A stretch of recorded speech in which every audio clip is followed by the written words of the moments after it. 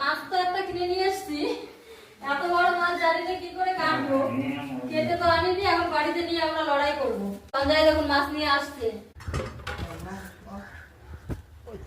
বের কর বের কর বের কর বের কর বের কর।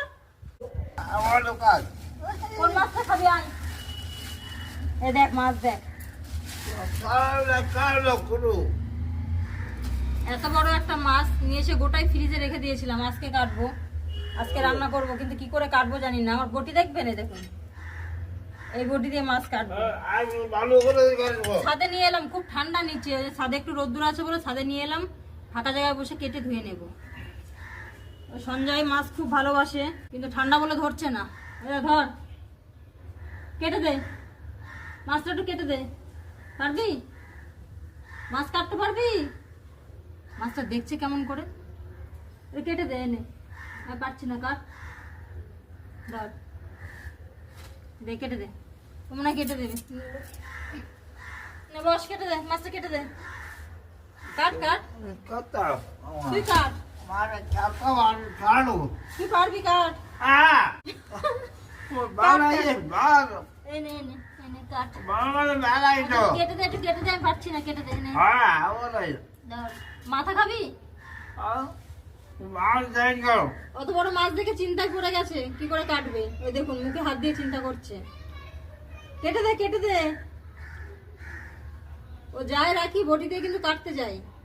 আর এখন দেখুন ধরছে না, মাছটা ঠান্ডা বরফ হয়ে আছে। তো আমি চেষ্টা করি কাটার। সঞ্জয় কি মাছের মাথা খাবি? খাবি মাথা?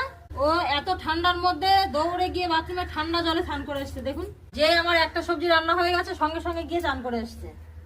ঠান্ডাও লাগে না ওর। বললাম দেরি কর, গিজার চালিয়ে দেবো, গরম জল দেবো, সে আর হবে না, তুমদাম চান করে চলে এলো। সঙ্গে সঙ্গে আবার এই জ্যাকেট ট্যাকেট পরিয়ে দিলাম। ছাদে নিয়ে এসছি, যেটা রোদ্দুরে থাকলে ভালো হবে। আজকে ভালো রোদ বেরিয়েছে।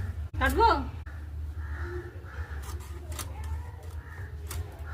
বটিটা তো ভালো না, ওই জন্য কাটতে ভয় পাচ্ছি। মাছটা কিন্তু ভালো। কেন এটা তো রান্না করে দেবো? কাটতে বলছে, এত বড় খাবে না। কাটবো? দেখুন ডিরেকশন দিচ্ছে কিভাবে কাটবো, বলে বলে দিচ্ছে।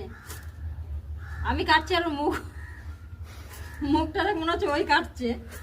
মুখের অবস্থা কেমন করছে, মনে হচ্ছে ওরই কষ্ট হচ্ছে কাটতে। কি বড় একটা পিস হয়েছে।